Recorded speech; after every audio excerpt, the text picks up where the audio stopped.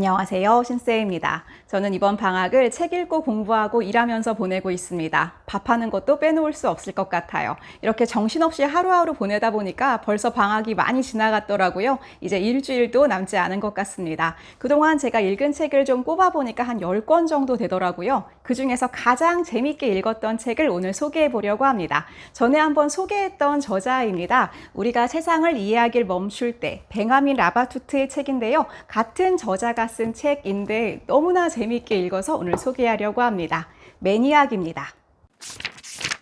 벤야민 라바투트는 이전 책 우리가 세상을 이해하길 멈출 때 이 책으로 부커상 최종 후보에도 올랐습니다. 이 책에 대한 설명은 제가 띄워두도록 할게요. 제가 이 책을 너무나 재미있게 읽어서 이 다음 작품인 매니악도 정말 기대를 많이 했습니다. 그리고 이 벤야민 라바투트가 책을 쓰는 방식이 정말 특이한데요. 이게 픽션인지 넌픽션인지 헷갈려요. 이 사이에서 묘하게 줄타기를 하고 있습니다. 이전작 우리가 세상을 이해하길 멈출 때 이 책처럼 매니악도 과학소설이라고 볼 수 있습니다. 둘 다 과학자들이 많이 등장을 하고요. 좀 차이점이라고 하면 이 책은 좀 더 많은 단편으로 이루어져 있다 이렇게 보실 수 있고 이 매니악은 단편 3편으로 이루어져 있다.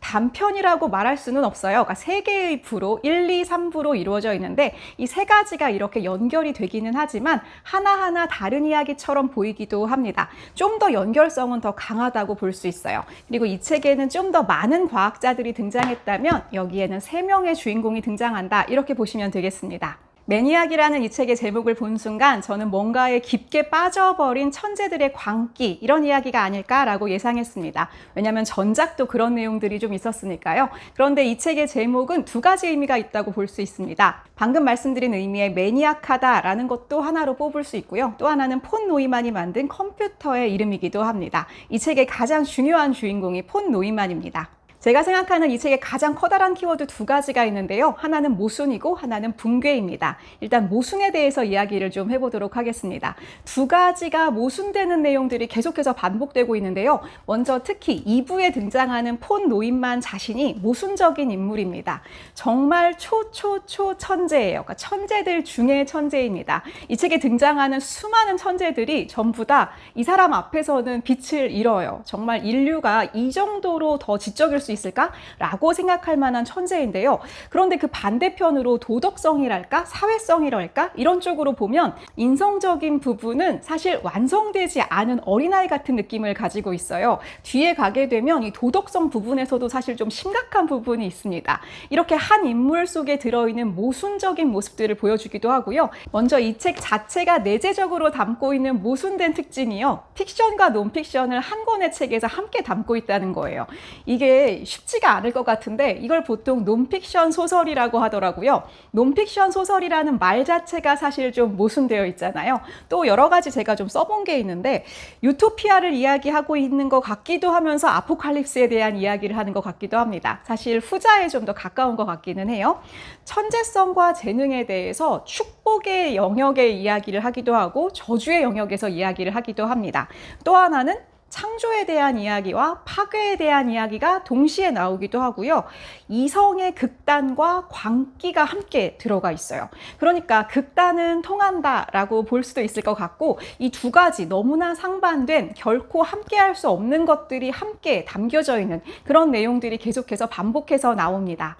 이 책은 3부로 구성되어 있는데요. 마치 서문처럼 등장하는 1부의 주인공은 파울 에렌페스트라는 물리학자입니다. 사실 우리에게 아주 널리 알려져 있는 물리학자는 아닌데 알베르트 아인슈타인과 친하게 등장을 하고요. 또 굉장히 어렵고 중요한 물리학을 연구하는 꿋꿋하게 연구해 나가는 물리학자입니다. 이 사람에게는 이런 학문적인 어려움과 개인적인 어려움이 함께 등장을 하는데요. 이때가 이제 나치즘이 등장하는 그런 시기입니다. 그리고 이 사람이 유대인이에요.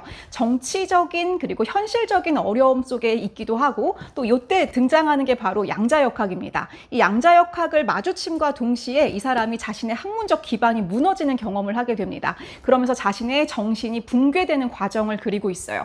이 2가지, 즉 정치적이고 현실적인 상황과 학문적인 상황이 함께 이 사람을 조여가는 과정을 보여주고 있습니다. 이렇게 되면서 인류의 지성이 점차 흔들리는 과정을 이 사람을 통해서 보여주고 있습니다. 사실 양자역학이 등장하면서 또 세계를 확률적으로 바라보는 코펜하겐 학파의 입장이 정식화되면서 이 학문적 뿌리가 통째로 흔들린 사람은 에렌페스트뿐은 아닙니다. 우리가 잘 알고 있는 알베르트 아인슈타인도 그런 사람 중에 한 명이고요. 이 책에도 사실 이런 과학자들이 겪는 불안한 마음 이런 것들이 잘 들어가 있기도 하고요. 이 에렌페스트의 이야기를 통해서 인간 정신이 이렇게 무너지는 과정이 마치 이 뒷이야기에 대한 예고편처럼 등장하기도 합니다. 그리고 이 에렌페스트와 이 에렌페스트의 아들 간에 얽힌 이런 비극적인 이야기도 뒤에 있는 이야기, 그러니까 아버지와 아들의 이야기인데 아버지는 아들을 낳은 사람이잖아요. 창조주와 창조된 사람, 창조된 재상 사이의 어떤 관계 이런 것들이 뒤에 어떤 예고편처럼 등장하기도 합니다. 너무 비극적으로 나오기 때문에 이 이야기 전체적으로 굉장히 비극적으로 흘러갈 거다라는 것을 예고하는 그런 첫 번째 장이라고 볼 수 있습니다. 제가 아까 이 책의 두 가지 키워드를 모순과 붕괴라고 말씀드렸는데 일부에서 이 붕괴에 대한 인간 정신의 붕괴에 대한 예고가 나오고 있고요. 그러면서 2부로 들어가면서 이 책의 가장 중요한 내용인 폰 노이만에 대한 이야기가 나오고 있습니다. 존 폰 노이만은 인류 최고의 20세기 최고의 천재다 이렇게 평가받고 있는 사람인데요. 수학, 물리학, 경제학, 컴퓨터에 이르기까지 정말 많은 분야에 손을 뻗친 그런 사람이고요. 폰 노이만은 이 DNA의 구조까지 미리 예상을 한 사람이다 이렇게 이야기를 하고 있더라고요. 그러니까 이 사람이 손을 대는 부분은 뭐든지 딱 풀리는 정말 천재 중에 천재로 등장합니다. 이 책의 핵심이라고 볼 수 있는 2부, 폰 노이만 부분은 3개의 장으로 이루어져 있는데요. 이 장은 또 여러 개의 챕터로 이루어져 있습니다. 이 부분이 진짜 재밌게 쓰여져 있어요. 너무 특이한데요. 각 챕터를 다양한 사람들이 폰 노이만을 관찰한 내용으로 이루어져 있습니다. 예를 들면 첫 번째로 나오는 사람은 유진 위그너예요. 유진 위그너는 폰 노이만과 어렸을 때부터 친했던 과학자인데요. 이 사람도 노벨상 받은 사람이에요. 근데 이 사람이 보기에 폰 노이만은 자기가 도저히 닿을 수 없는 경지에 있는 천재인 거예요. 그래서 옆에서 계속 관찰한 내용들을 쓰고 있고요. 이 다음 장이 되면 또 이제 폰 노이만을 가르쳤던 선생님 입장에서 폰 노이만에 대한 이야기가 나오기도 하고 또 2명의 부인이 또 주변에 있는 여러 과학자들의 시각으로 쓰여 있기도 합니다. 그러니까 3인칭 관찰자 시점인데 다양한 시각에서 이 한 명을 이렇게 관찰하고 있는 거예요. 유명한 과학자로는 유진 위그너뿐만 아니라 리처드 파인만도 등장합니다. 그러니까 이 사람들이 각각의 입장에서 본 거를 우리가 합치면서 이 사람은 어떤 사람인가를 우리가 생각하면 되는 건데요. 이게 각각의 사람들의 생각이 다 다르잖아요. 그래서 일단은 대부분의 사람들의 시각에서 이 사람이 천재로 비추어집니다. 그런데 그뿐만 아니라 그 외에 굉장히 다양한 모순됨이 이 사람 안에 들어있고 또 이 사람이 붕괴되는 과정이 보여지기도 합니다. 이 사람이 단순히 붕괴되는 게 아니라 이 사람의 이성이 극단적인 지적인 사람이 내면에 있는 다른 요소들과 아주 부조화스러운 모습을 보여주기도 하고요. 일단은 천재성을 보여주는 게 정말 재미있습니다. 일단 폰 노이만은 양자역학을 수학적으로 정리한 사람이기도 하고요. 또 워낙에 이제 수학을 잘하는 사람이니까 수학에서의 모든 것을 포괄할 수 있는 가장 기초적인 토대를 세우려고 노력을 합니다. 이제 그러다가 괴델이라는 사람을 만나게 돼요. 불완전성 정리로 유명한 사람인데요. 저는 사실 잘 모르겠지만 아주 그냥 나이브하게 이야기하면 결국 수학에서 모든 것을 완벽하게 증명하는 것은 불가능하다. 수학에서 폰 노이만이 증명하려고 한 것을 깨는 사람이 바로 괴델입니다. 그래서 폰 노이만이 괴델을 만나고 나서 한동안 좀 또 붕괴되는 과정이 나오기도 해요. 불완전성 이론으로 폰 노이만을 충격에 빠뜨렸던 괴델 역시 자신의 이론으로 인해서 붕괴됩니다. 하지만 괴델을 망친 건 마음의 불균형만이 아니었다. 그는 자신이 세상에 들여왔으며 우리가 여태껏 극복하지 못한 생각 때문에도 타격을 입었다. 증명 불가한 진실과 불가피한 모순, 이 자기지시적인 논리의 악몽이 무시무시한 악마처럼 그를 집어삼켰다. 그 악마는 지상에 내려오고 나면 무슨 수로도 다시 쫓아낼 수 없는 존재였고 나의 벗 야노시마저 갉아먹은 존재였다. 이 최고의 지성을 가진 천재들은 이 모순 때문에 결국 붕괴되는 것이죠. 이제 폰 노이만의 지적 호기심은 경제학을 향합니다. 그 유명한 게임 이론을 만들어내는데요. 이 게임 이론을 통해서 만들어낸 전략이 좀 충격적입니다. MAD 전략이라고 하는 건데요. 상호 확증 파괴 전략이에요. 이게 매드, 그러니까 MAD니까 매드잖아요. 이게 또 좀 이름도 재미있는데 이게 미친 전략이 맞습니다. 게임 이론을 통해서 도출한 이 전략에 따르면 미국과 소련이 계속해서 막대한 양의 핵무기를 개발해야 된다는 거예요. 이렇게 해서 지구를 몇 번이고 파괴할 수 있는 엄청난 양의 무기를 계속해서 만들면 서로 건들지 않게 돼서 결국은 평화를 이룩할 수 있다라고 하는 미친 이론입니다.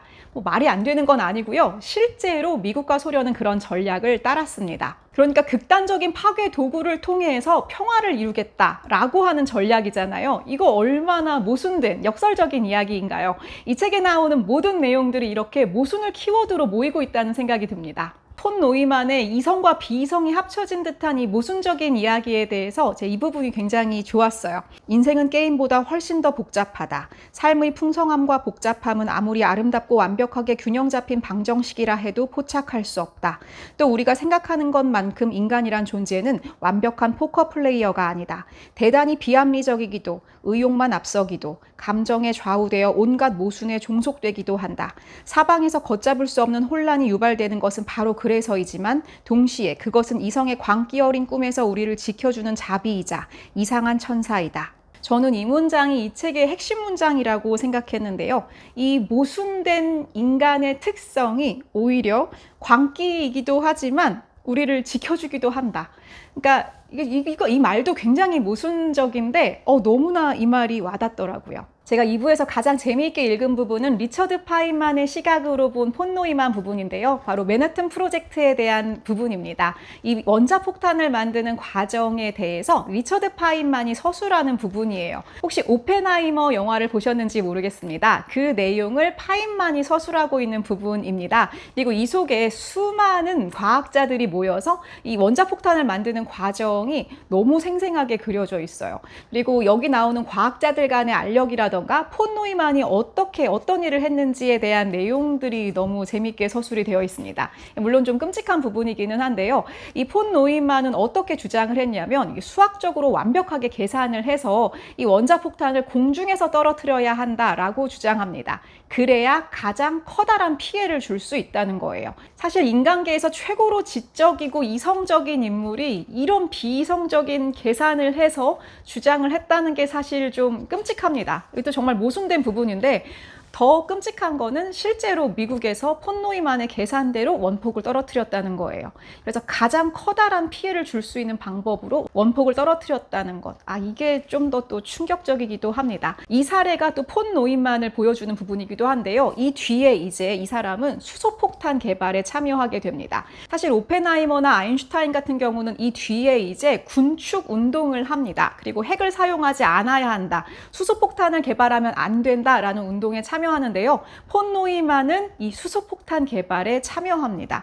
사실 이런 도덕적이라던가 정치적이라던가 이런 부분에 대해서는 관심이 좀 없는 사람으로 보이고요. 이 수소폭탄을 만들기 위해서 폰 노이만이 만든 게 바로 컴퓨터입니다. 이 빠른 계산을 하기 위해서 이 컴퓨터를 개발을 하는데 이게 바로 매니악입니다. 컴퓨터의 운명은 애초부터 열 핵무기와 단단히 얽혀 있었다. 폭탄 제조 경쟁은 컴퓨터에 대한 존이의 열망으로 더욱 가속화되었고 반대로 매니악을 만들려는 노력은 핵무기 경쟁으로 앞당겨졌기 때문이다. 과학이 작동하는 방식은 이렇게나 소름이 끼친다. 인간 발명품 중 가장 독창적인 물건과 가장 파괴적인 물건이 정확히 동시에 탄생하다니. 우주를 정복하고 생물학과 의학이 눈부시게 발전한 지금 우리가 살아가는 첨단 기술 세상의 많은 부분이 단 한 사람의 편집증적 집착으로 인해 또 수소폭탄의 실현 가능성을 계산하느라 개발된 전자컴퓨터로 인해 추진력을 얻었다. 이거 진짜 소름 끼치는 이야기인데 전에 책에도 나왔던 이야기입니다. 인류 복지에 기여한 정말 중요한 이 발명품이 사실 처음 의도는 아주 파괴적인 무기를 만들다가 만들어졌다라는 거예요. 그러니까 좋은 의도로 뭔가를 만들었는데 그렇지 않은 경우, 또 나쁜 의도로 만들었는데 반대로 좋은 의도로 쓰이는 경우들이 있다는 게 이게 또 삶의 모순이 아닌가, 과학기술의 모순일 수도 있고요. 어쩌면 이 모순은 인간 내부에 내재된 모순에서 비롯된 게 아닐까 싶기도 합니다. 매니악에 집착하고 있는 폰 노이만에게 새로운 사람이 나타나는데요. 바리첼리라고 하는 과학자입니다. 우리에게 알려져 있지 않은 과학자인데요. 이 부분이 좀 충격적이었어요.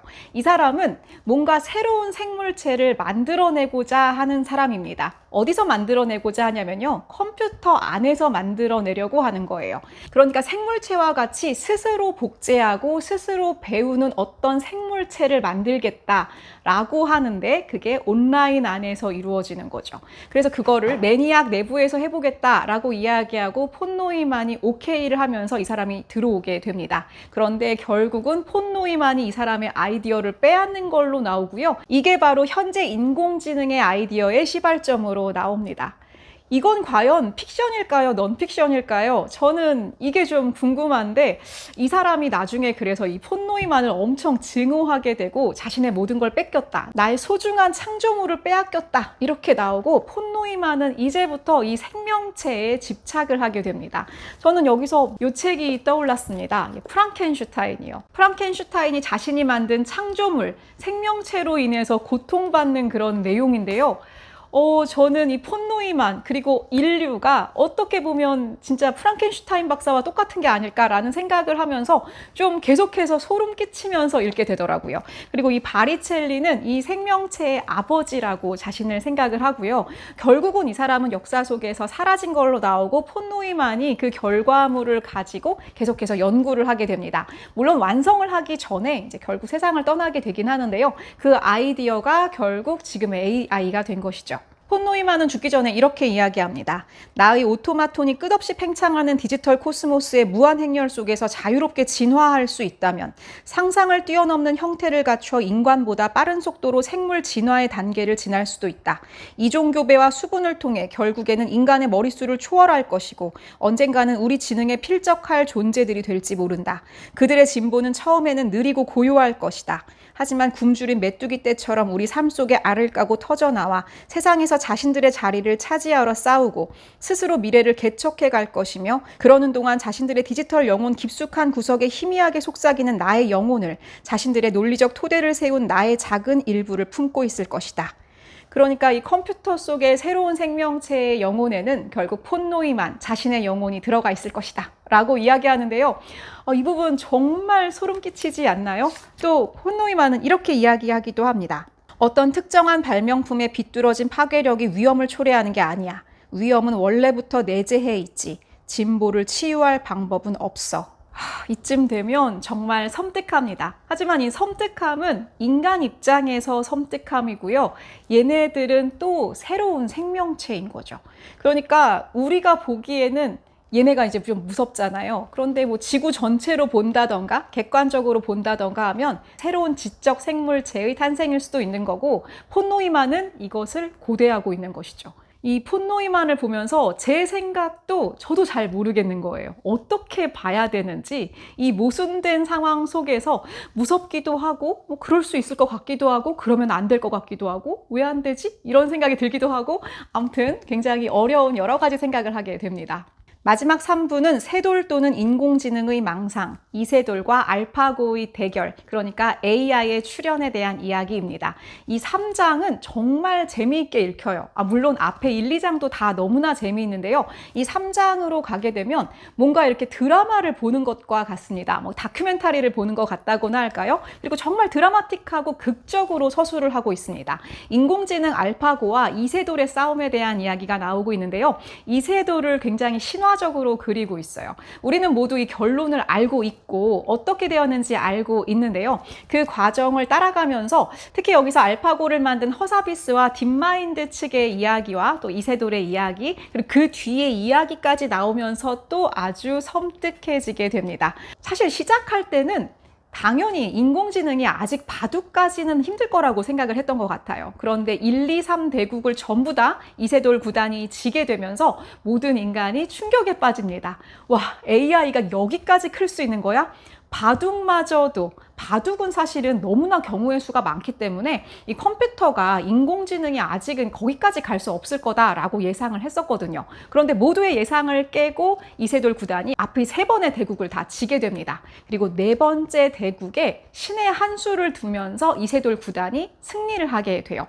그리고 여기서 알파고가 너무 당황을 해서 당황한다는 표현이 맞는지는 잘 모르겠지만 굉장히 많은 실수를 하게 되면서 이세돌 구단이 승리하게 됩니다. 이때 이 한 번의 대국을 이겼다는 것에서 많은 사람들이 인간의 마지막으로 남은 희망, 그리고 인간의 창조성에 대해서 정말 커다랗게 의미 부여를 했었어요. 그리고 마지막 5번째 대국은 결국은 알파고가 이기게 됩니다. 그리고 이제 이세돌 구단이 이 마지막 한 수, 이 신의 한 수를 어떻게 두었는지 이런 것에 대한 의미 같은 것들도 나와 있고요. 그 한 수에 대한 의미가 정말 멋있게 서술이 되어 있기도 합니다. 그런데 이제 뒤로 가게 되면 알파고의 다음 세대 인공지능은 이제 인간이 이길 수가 없게 됐잖아요. 어떻게 더 발전했는가에 대한 내용을 읽으면 또 소름 끼칩니다. 이게 이제 이렇게 책을 읽다 보면 인공지능이 발전하는 과정에서 어떤 특이점이 있다고 나오거든요. 그 특이점을 넘었을 때, 그리고 인공지능이 더 이상 인간을 따라하는 것이 아니라 인간한테 배우는 것이 아니라 자기 스스로 배워나가면서 진화해 나가는 모습이 마지막으로 소개되면서 약간 음습한 마음으로 이 책을 덮게 됩니다. 제가 이렇게 러프하게 말씀을 드렸는데요. 일단 한번 읽어보세요. 너무 재밌습니다. 사실 저는 이전 책보다 이 책이 더 재밌었던 것 같아요. 이게 뭔가 이 모순된 감정을 계속해서 일으키면서 막 음습하게 저를 끌고 들어가는 이 느낌이 소름 끼치게 재미있습니다. 이 천재들의 머릿속을 구경하는 것 자체를 제가 좋아하나 봐요. 이 천재들은 어쨌든 또 다른 피조물이다. 이게 어떻게 신이 인간에게 내린 선물인가? 아니면 저주인가? 정말 다양한 생각을 하게 됩니다. 그리고 내가 천재가 아니라서 얼마나 다행인지 모른다. 이런 생각을 하게 되기도 합니다. 또 과학사에 대한 설명도 너무나 잘 하고 있어요. 소설이기는 한데요. 마치 일타 강사처럼 과학적인 설명을 너무나 잘해줍니다. 제가 양자역학 좋아하는 거 아시는 분은 아실 텐데요. 이 양자역학에 대한 내용 설명, 그리고 과학사에서 있었던 굵직굵직한 사건에 대한 함의, 또 과학적인 내용에 대해서 이런 일반 대중에게 해줄 수 있는 설명으로는 거의 최고가 아닐까라는 생각이 듭니다. 그러니까 재미있게 소설로 읽을 수도 있고, 또 이게 인류에게 어떤 영향을 끼쳤는지에 대해서 생각할 수도 있고, 그러면서 과학사적인 내용을 공부할 수도 있는 책이기도 합니다. 저는 벤야민 라바투트 진짜 대단한 이야기꾼이면서도 또 최고의 일타 강사구나, 쪽집게처럼 이렇게 어쩜 설명을 잘해줄까, 이런 생각도 했습니다. 또 이 책을 덮으면서 우리는 생각하게 됩니다. 앞으로 우리 미래는 어떻게 될까요? AI 시대는 어떻게 펼쳐지게 될까요? 과연 유토피아일까요? 아포칼립스일까요? 이 책을 읽고 있으면 그래도 디스토피아 쪽으로 이렇게 생각이 기울어지기는 하는데요. 꼭 그렇지는 않습니다. 사실 이 모순이라는 게 오히려 또 어떤 희망을 품고 있는 게 아닌가라는 생각을 하게 되기도 합니다. 앞으로 우리의 삶은 우리에게 달려있는 게 아닐까요? 그럼 저는 다음에 또 다른 책으로 찾아오도록 하겠습니다. 감사합니다.